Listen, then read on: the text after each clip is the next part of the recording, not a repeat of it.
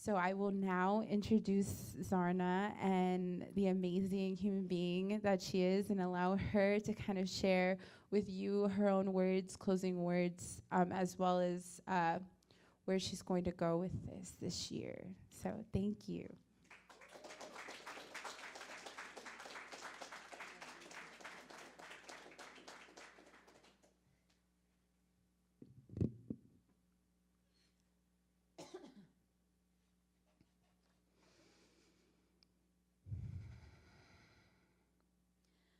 Om Shri Ganeshaya Namaha.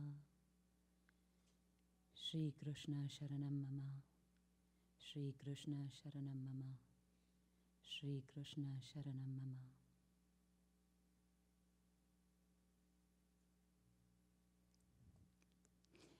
In my tradition, when we speak, first we thank our parents.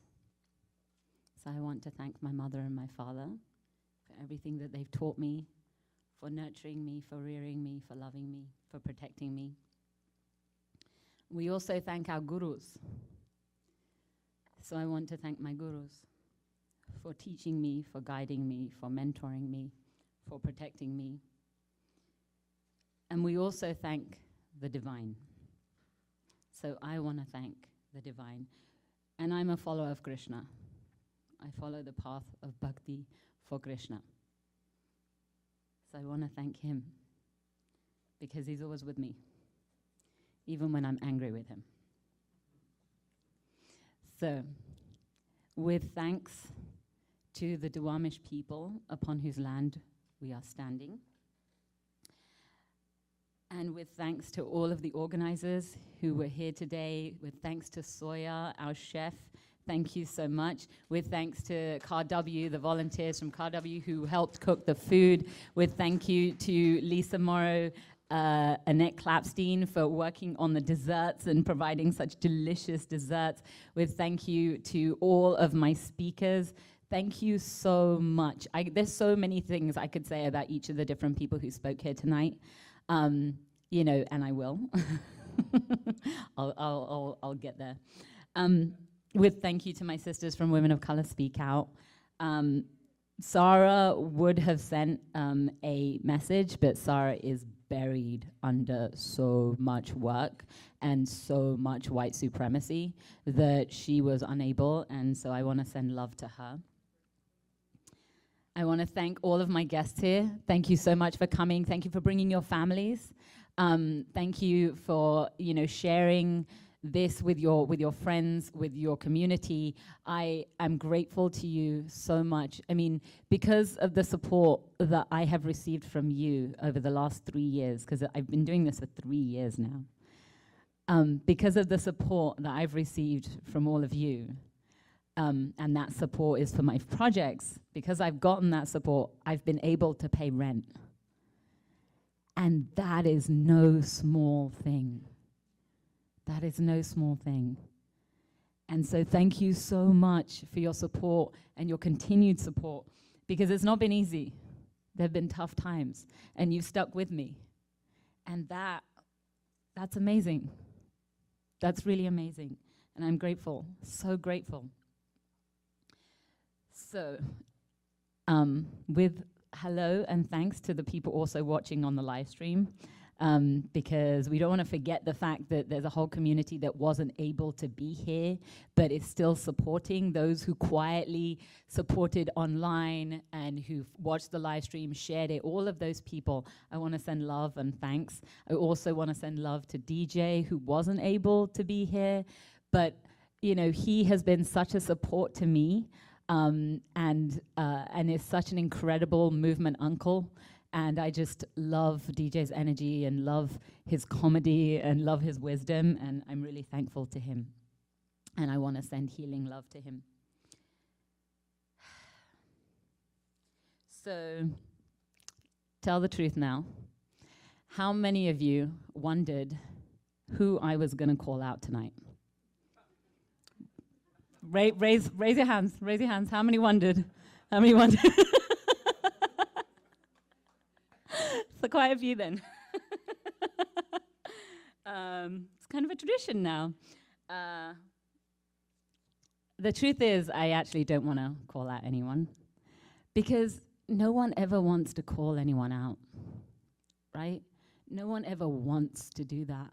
It takes massive amounts of energy, of blood, of sweat, of tears.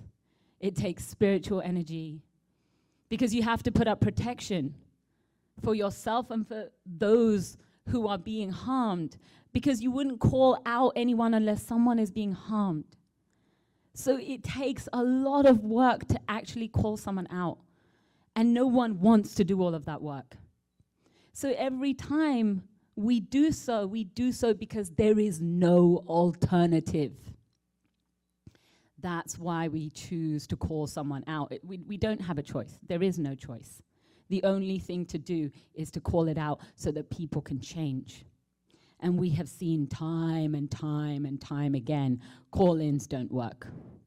They don't work. The only time a call-in ever works is when someone wants to listen. And when someone's engaging in white supremacy and rape culture and homophobia and on and on and on, they don't want to hear most often. So the reason for the call out is to give them an opportunity to actually stop and think, because once you've been called out, you can't unhear it. You can't unhear it. It's a wall that's been smashed. That's really important. It's really important to understand what we're doing in that moment. We are smashing something vital that needed to be smashed so that those who can't protect themselves can be protected. It's not easy work. So like I said, I don't want to call anyone out. And when you call someone out, you are putting yourself in the line of fire. That's what you're doing. You are making yourself unsafe to protect others. So I don't ever want to call anyone out, but I'm going to. And today, I'm going to call out every single one of you for Hinduphobia. Every single one of you is Hinduphobic. And it's not that you want to be Hinduphobic. You've been indoctrinated into it. Just like we've all been indoctrinated into white supremacy, just like we've all been indoctrinated into settler colonial entitlement, just like we've all been indoctrinated into male entitlement, you've been indoctrinated into it. So it's not that you want to be Hinduphobic. How many of you had even heard the word Hinduphobic? Raise your hands if you'd ever heard the word before. There's like 4 people, maybe 5. Right? You didn't even know about it. That's how Hinduphobic you are. That's how deep it goes. Because despite the fact that this is a room full of social justice movement organizers, you don't know about a massive issue that affects over 1 billion people in this world. And if when you heard me say you're Hinduphobic, you immediately thought, I'm not Hinduphobic, I support you, and you're Hindu. I'm definitely your friend, but I am definitely not your token. Just because you know me doesn't mean you support my community. Just because you support me, it doesn't mean that you support 1 billion of us worldwide who are suffering. And that's really important to understand. I am not your token. Ask yourself, when was the last time you showed up? And when I say show up, I mean you put yourself on the line for my people. Have you ever done it? Has anyone here shown up for my people ever? My people are on the front lines of climate change. My people are on the front lines of white supremacy.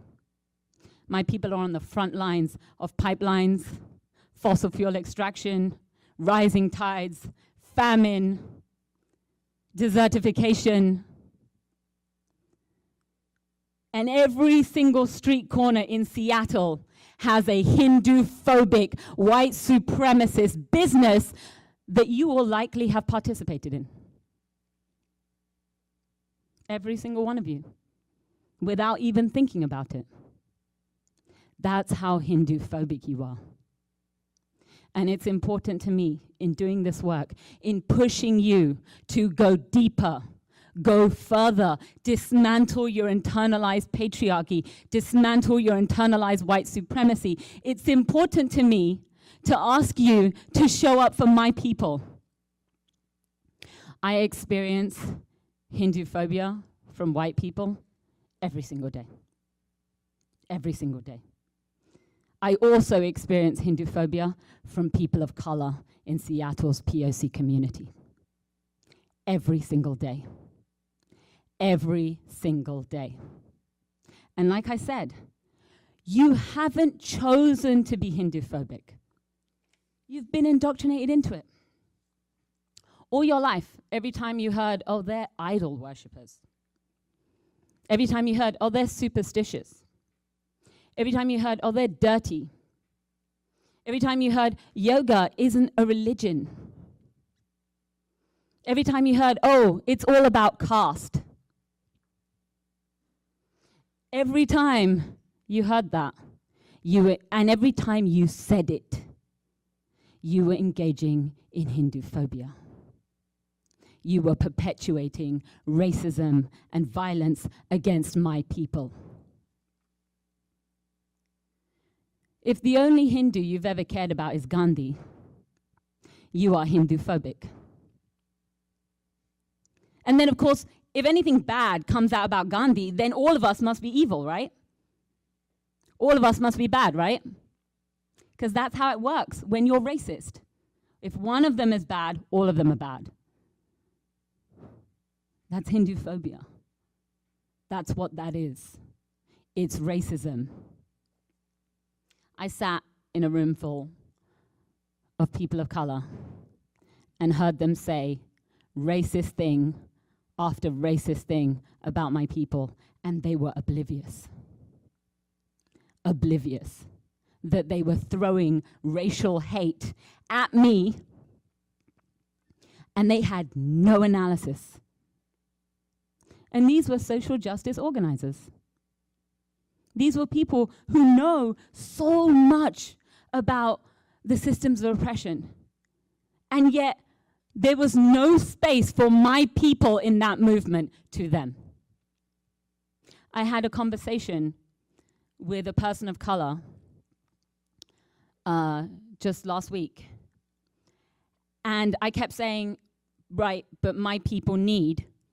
And every time he said, oh, yeah, no. And he just dismissed it. Like, oh, yeah, no, I mean, it's not a problem. And I said, right, but my people need. And he said, it's not a problem. And I said, right, but my people need. And he said,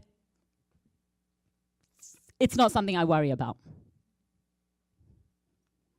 It's not something I worry about. Another person of color, a prominent, powerful person of color, when cultural appropriation was brought up to her, she said, I'm tired of hearing about it. I'm tired of hearing about it. It's really difficult to be in this movement and to show up again and again and again and put myself on the line again and again and again for people that I care about, for people that I love, for people I'm in relationship with. And therefore, because I'm in relationship with them, I show up for them and their communities again and again and again. And I do so gladly, but I never see any reciprocation. If you know anything about indigenous wisdoms from all over the world, they will tell you reciprocation is very important. You can't just extract. You can't just take and take and take. That is a one-sided relationship, and that is oppressive. It's oppression. But what I hear is, your people are privileged. Oh, so you're talking about the 1% of us that are in this country? What about the billion of us that are in the global south? What about all of those people, most of whom live in poverty? But those are not your priority. But they're my priority. I live and do this work for them. And it's really hard to see people I love not love my people. It hurts. It hurts a lot. So I want to push you to go deeper. I want to encourage you to move further, to dismantle your racism. And you can be a person of color and be racist against other people of color. Yes, you can. When you have more privilege than them, yes, you can. When you have global north privilege, yes, you can be racist against my people. Yes, you can. It's really important to understand that. Because if you don't understand that, you will oppress. And I get oppressed by people of color every single day in this movement. Every single day. So we talk about cultural appropriation, and we get told that other people have trauma, so we should let them steal from us so that they can heal. I've literally heard that. I've literally heard it's okay because they have trauma, so you should let them do it. We talk about our colonial trauma, and we get told other people have it worse, so we should shut up. Other people have it worse? So we're going to play Oppression Olympics now? By the way, my people's colonial trauma goes back 1,000 years. Imagine what it's like to suffer genocide for 1,000 years and be told other people have it worse than you. We talk about our achievements and contributions to the world. And then we get told lies about how other people did that. Other people did that as well. Other people discovered that.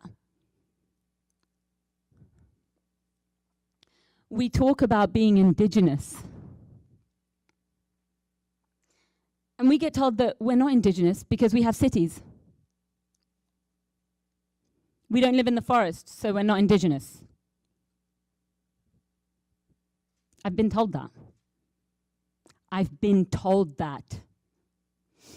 Now, when I speak, at various times, I have spoken about Adivasi people. The Adivasi people are tribal people who still live in the forest in India. And as such, I have spoken of them as indigenous peoples. That doesn't mean that my people who live in cities and towns are not also indigenous. Of course they are. Of course they are.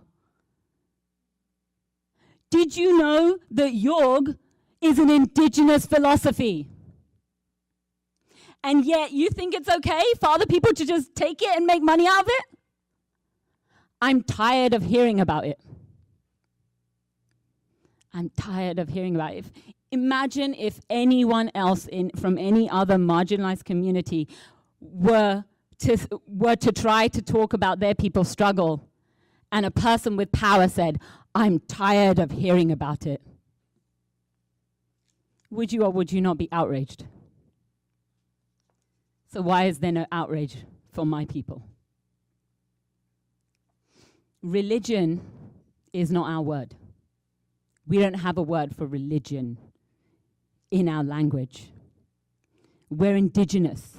We don't follow Western ideas of religion.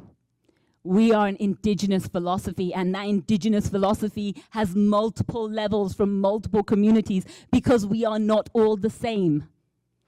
We are different peoples who all follow this same path. It's important for you to understand that. I need you to spend some time learning about Hinduphobia.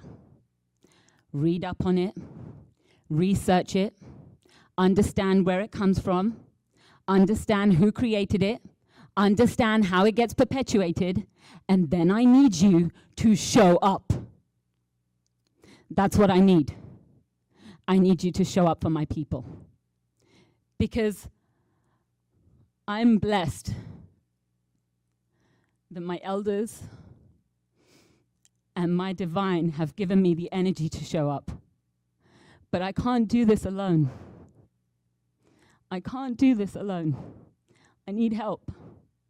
And this week and this month, and the last couple of months actually, I have felt so isolated because I dealt with so much Hinduphobia from the POC community that I thought, I'm not wanted in this movement. They don't want me. I have no place here. You know, I was told by a man of color that I didn't know what it was like because I wasn't a refugee. My family is twice refugeed. He didn't even know who I was. He understood nothing about the history of Hindu people. Twice refugeed. Now, that's just my family. That's not including all of the people, Hindus, who live in refugee camps in other parts of the world. Did you know that there are Hindus in refugee camps in other part of the world? Raise your hand if you knew that. It's like maybe 3-4 people. That's a massive failing on the part of the social justice community here in Seattle. It's a massive failing that you didn't know about that, and that's not a priority to you. Just because we don't speak the loudest, it doesn't mean that we're not feeling pain. It doesn't mean we're not feeling pain.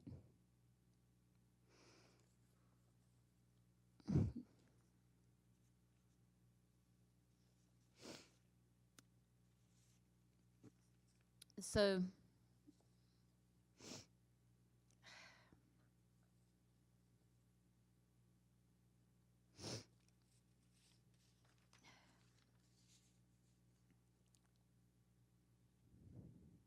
yeah. So, everything that I do as a Hindu. I show up in every space as a Hindu woman. I show up as someone guided by my elders and my gurus and my God to show up for others. That's how we're supposed to do things, according to my philosophy, according to my people. My ancestors, and I come from the Brahmin community, right? Now, that means I have Brahmin privilege, right? And that's real. Brahmin privilege is real, right? There's no doubt about that.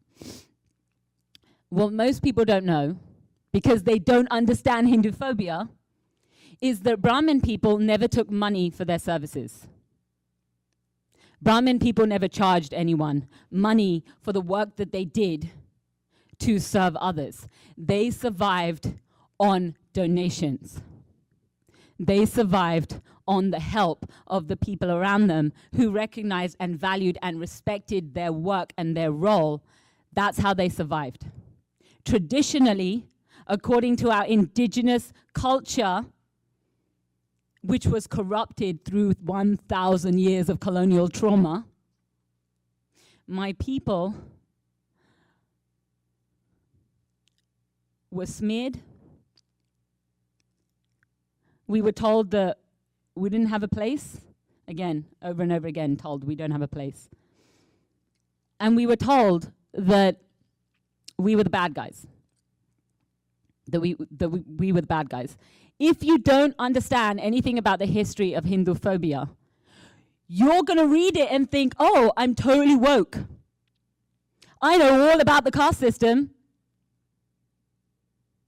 When you survive on donations, and then all of the people around you who have been giving you those donations are told you're evil, and they stop giving you donations, what happens to your community?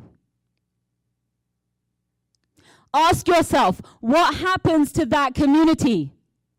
then they're in a position where they're struggling to survive, and therefore they have to make money. Now we have to engage in capitalism. And what does capitalism do? It corrupts. It corrupts.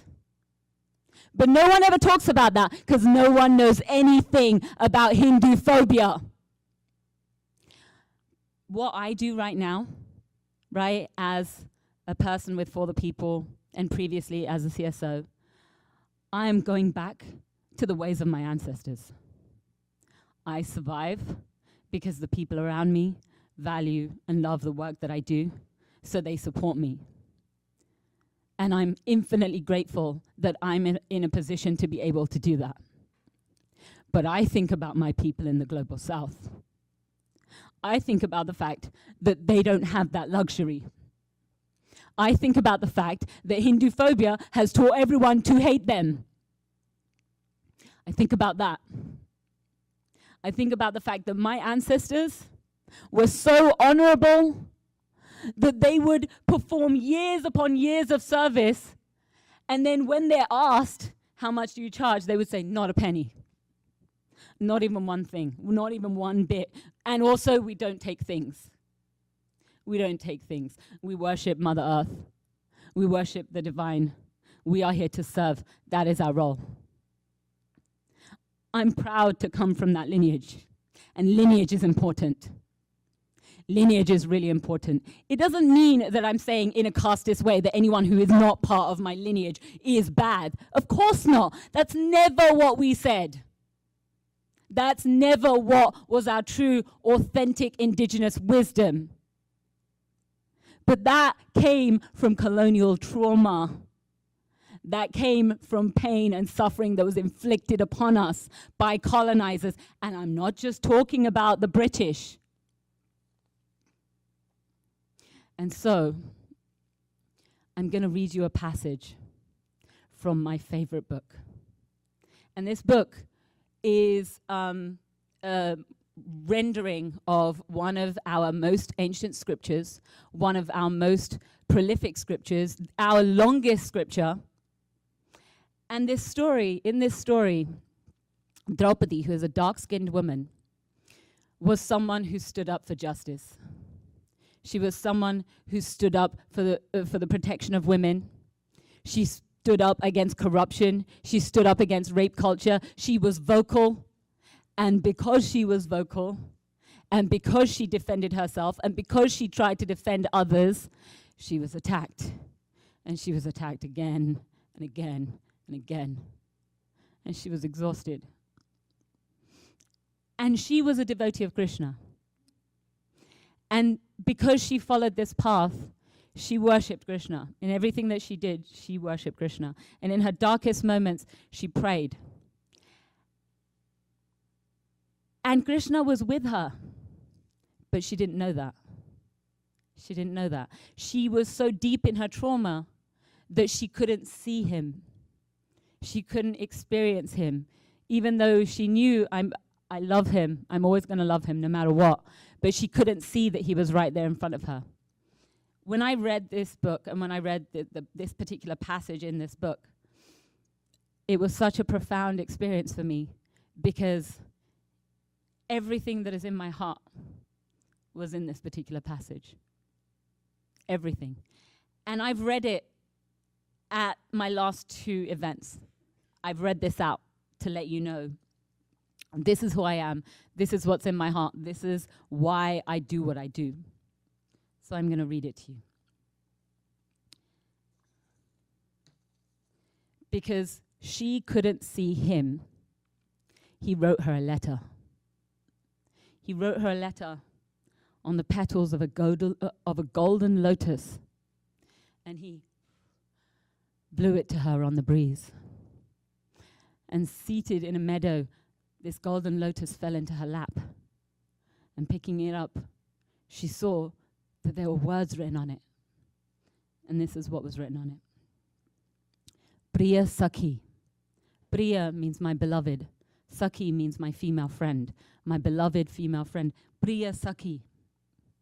For you, I am Om that touches the soul, uplifts it, mingles it with infinity, that spreads out, pervading creation, preservation, and destruction in the cosmos. In the midst of creation, destruction, and life, the bond between you and me is inviolable, unbreakable. Look at this lotus.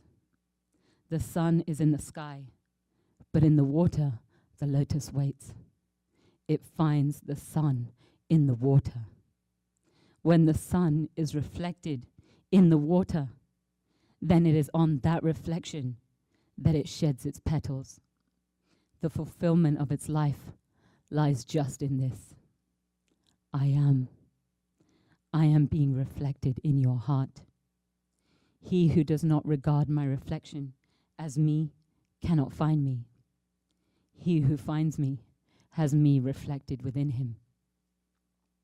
Sakhi, that which is the mantra of your dawn, is also the music of your evening worship. I am near you. Why do you fear? Your lifelong sadhanas, sakha. Sadhana means your spiritual practice. Sakha means your male friend. Your lifelong sadhanas, sakha. She read this. She wept. And she wrote him a letter back. And this is what she said. Sakha, Lord of my heart, for you, I am a garden where flowers bloom. They do not know why they bloom. Sometimes the flowers wither away. Why they wither, this too, they do not know. A flower knows this much, that it withers even for the same person for whom it bloomed. So the fulfillment of a blooming flower and the pain of a withered one are offered to the same person. That person is you. He whom I seek in you is none other than you. You are my Krishna. You pervade the world, are far above hope and desire. You are my Sakha. But whether you are mine or not, I am yours. Yours.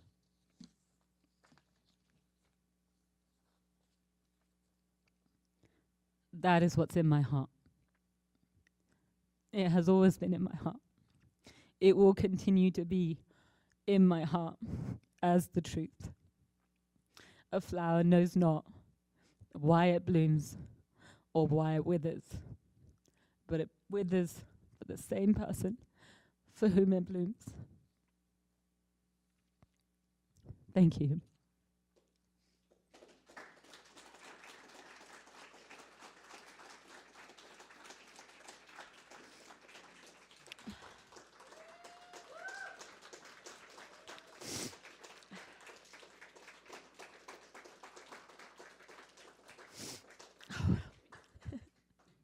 You say. Thank you. Thank you all. Before I step off stage, I wanted to do a traditional ceremony to welcome and to thank my speakers and all of the people who have helped me today. So Rihanna, I did before she left, but Patty, if you could come up here.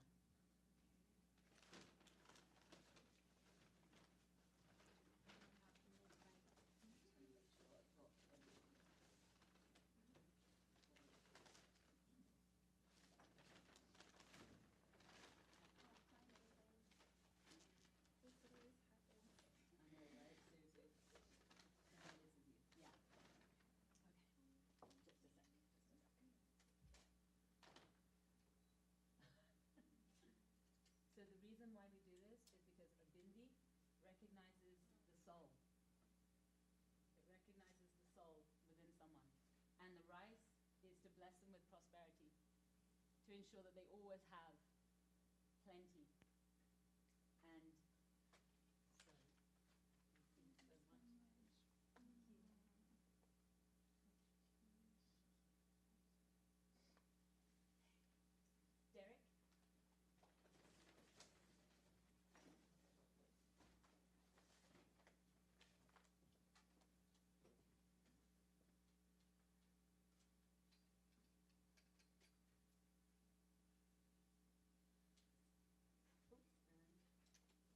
give them a sweet to sweeten their mouths so that they're happy.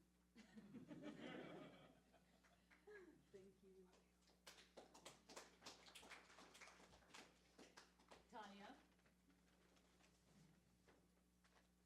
So Talia, by the way, was very humble and didn't really talk much about the immense work that she does. But give me just a minute and I'll tell you all about it. Thank you so much.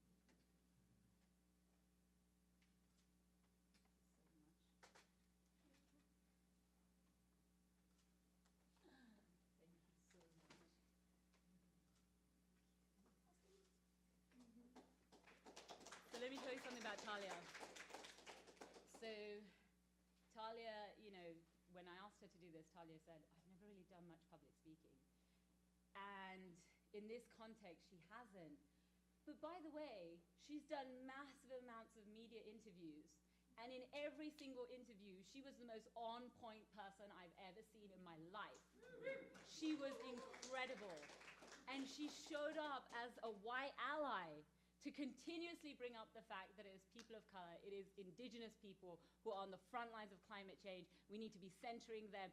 Whenever she was asked to speak in that capacity, she showed up and she did an incredible job.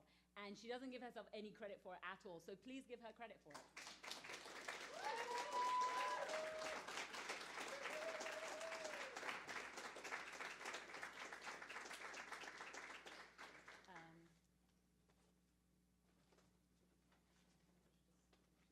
Yin.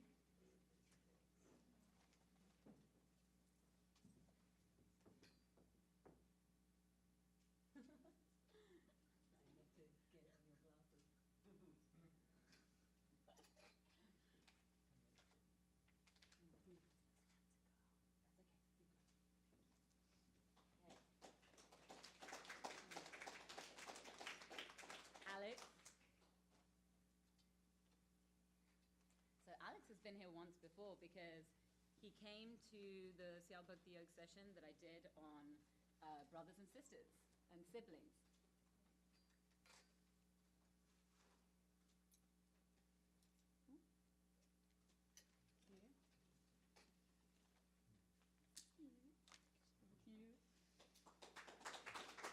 And as such, I just want to point out, Alex wears this, I tied this band around him. This is a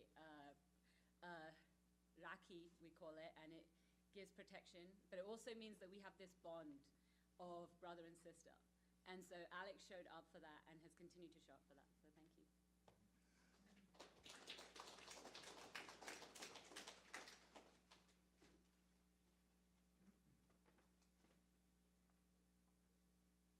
Bob?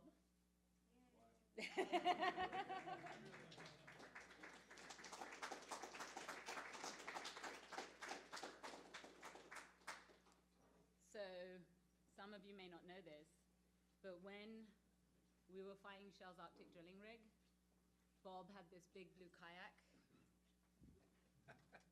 A big blue kayak. Big blue. Go. Love you.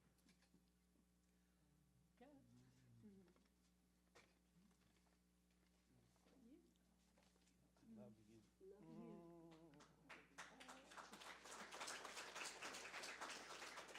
So Bob had this big blue kayak, and he said to me, "You want to do this with me?"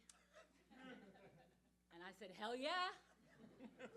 And so we said, "We're going to go all the way." We said, "Yeah, we're going to go all the way." You know, no matter what they throw at us, we are not going to leave that water.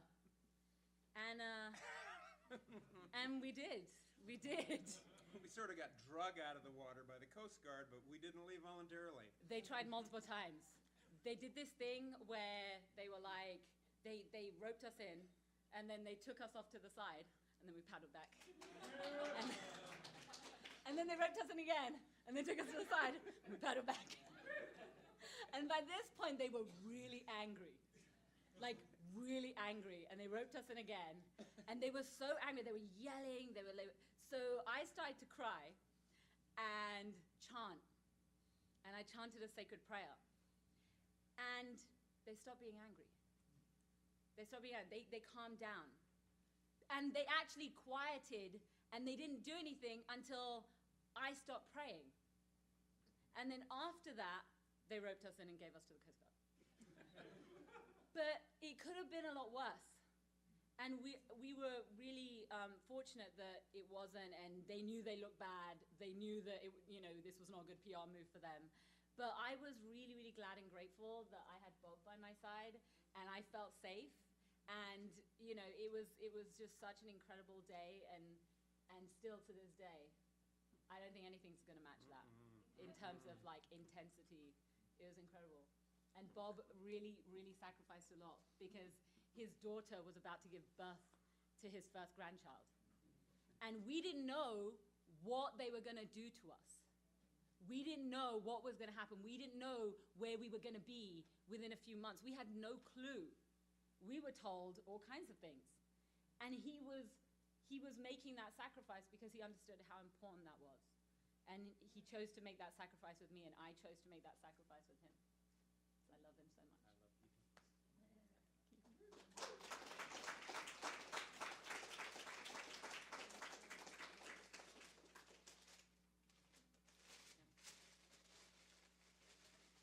Soya.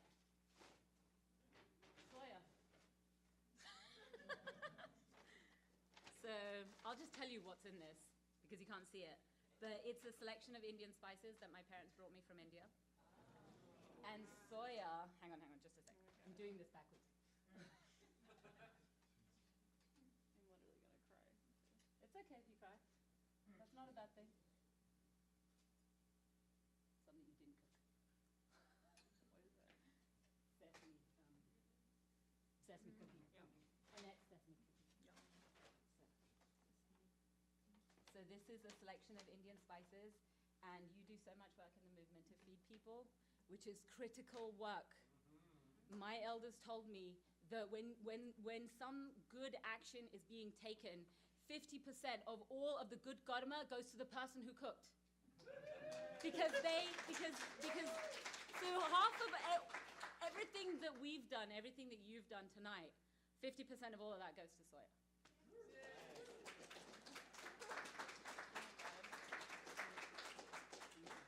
Love you. So many things I could tell you about soya. But security is an issue. And DJ's not here, but I'll get DJ. Take it. Oh. Lisa Morrow. Now Lisa's gonna have to tell me what she wants me to cook her. Oh my God. That is what I'm gonna